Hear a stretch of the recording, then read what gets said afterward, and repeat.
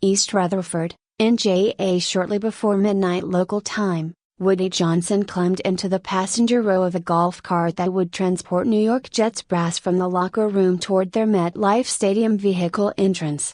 6 days had elapsed since Johnson had exercised his control as team owner to fire head coach Robert Saleh. Even fewer days had passed since the Jets stripped offensive coordinator Nathaniel Hackett of play calling duties, a responsibility that on Monday against the Buffalo Bills fell to passing game coordinator Todd Downing. Now, as Johnson and company rode down the tunnels of MetLife Stadium, his assertion that this Jets team is the most talented he's had in 25 years seemed further validated. So, too, did concerns about whether the talent would capitalize on its potential. Because even as the Jets unlocked their run game and bolstered their explosive pass game, the first contest of interim head coach Jeff Ulbricht's tenure will tally in the same column as Saleh's last two, a loss.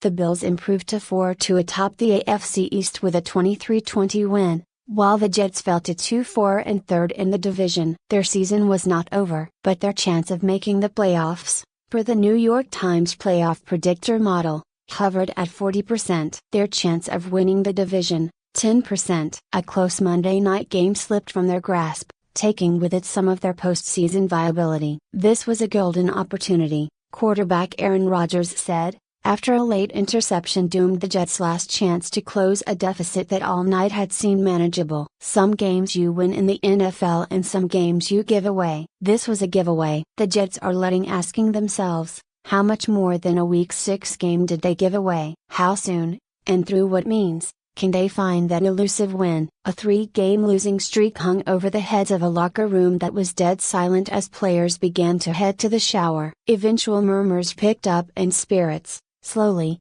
afterward, cornerback Sauce Gardner thought back to Ulbricht's post-game message to his locker room. "We dug ourselves in a hole, and it's gonna be even better," Gardner said. "The story is gonna be amazing when we dig ourselves out of it." Jets offense started well, then couldn't finish. The Jets offense started more smoothly on Monday than it had this season. After averaging 142.2 first-half yards per game through 5 weeks, the Jets raced to 225 2/4. After averaging 9.7 points in the first half in 5 Saleh games, this Jets squad put up 17 before halftime on an above 500 Bills group. Rodgers and Wilson seemed in better rhythm than they had in previous weeks, running back Breece Hall also finding lanes more easily. Offensive momentum peaked when Rodgers unfurled a Hail Mary as the first half expired that traveled 61.4 air yards, a broken bar, and somehow landed in the waiting end zone hands of Allen Lazard.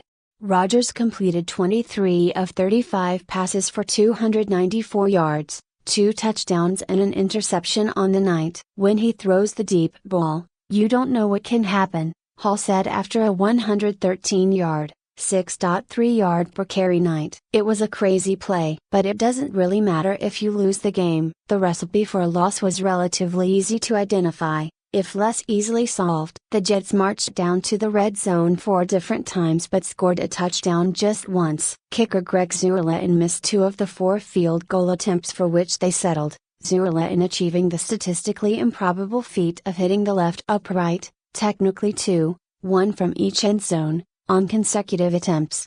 And while the Jets' defense held the Bills to just 3 points in the second half, the 20 they allowed in the first were too much for their improved but still unable to finish offense to overcome.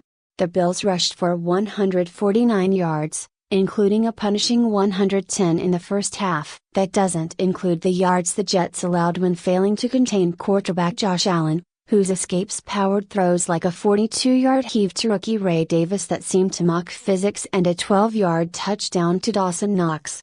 Ultimately, the Jets had ample chances to rally against a Bills team that sputtered in the second half. Instead they faltered via dropped passes, miscommunications between Rodgers and his targets, and a rash of penalties so disruptive that Bills and Jets fans united to boo the officials.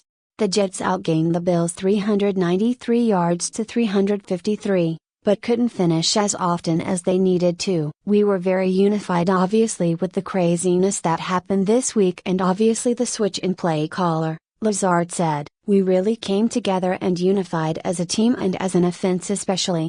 Took that personally. It was us, especially as an offense that was shortchanged and not able to produce when we needed to, which was the issue, and that continued tonight.